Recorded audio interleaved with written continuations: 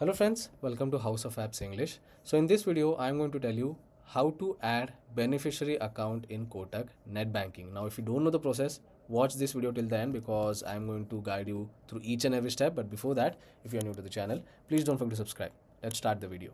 One more important thing guys, I am showing this whole process on my laptop, but if you don't have a laptop or PC, you can follow the same steps on your mobile phone as well. All you have to do is just simply open any particular browser and search for Kotak Net Banking. So this is the net banking link.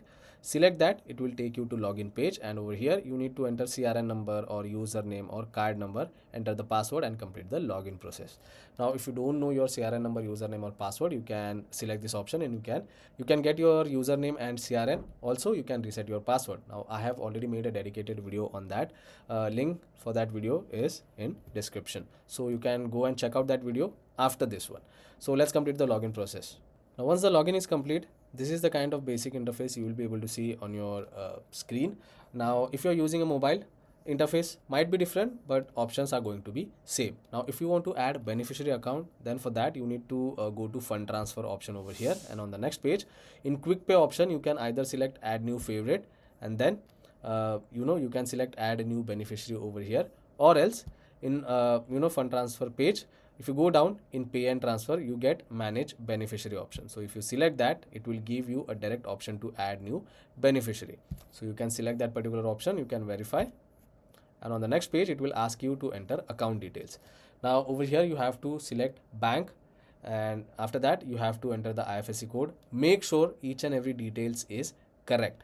After entering every detail, if you go down, you will get an option of personal detail. You can add name, you can add nickname, email ID and mobile number is optional. If you want to add, you can do that, and once everything is done, you can select proceed option over here at the bottom. One more thing, in a day you can only add 5 beneficiary, and maximum limit for first 24 hours will be 25,000. After that the limit will be increased and you can transfer bigger amounts.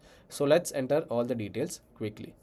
So now you can see I have entered the account details. If I go down, I have added name and nickname over here. I don't want to add email ID and mobile number, so I'll just proceed ahead. If I go down, you can see now the proceed option is active. If I tap on it, it will take you to another page. Over here you have to cross verify all the details, and once you think that the details are correct, again you can go down, check for other details, and then tap on confirm option. Now you will receive an OTP on your registered mobile number. Enter the OTP and then go ahead. Also one more thing, you can check out some important note over here.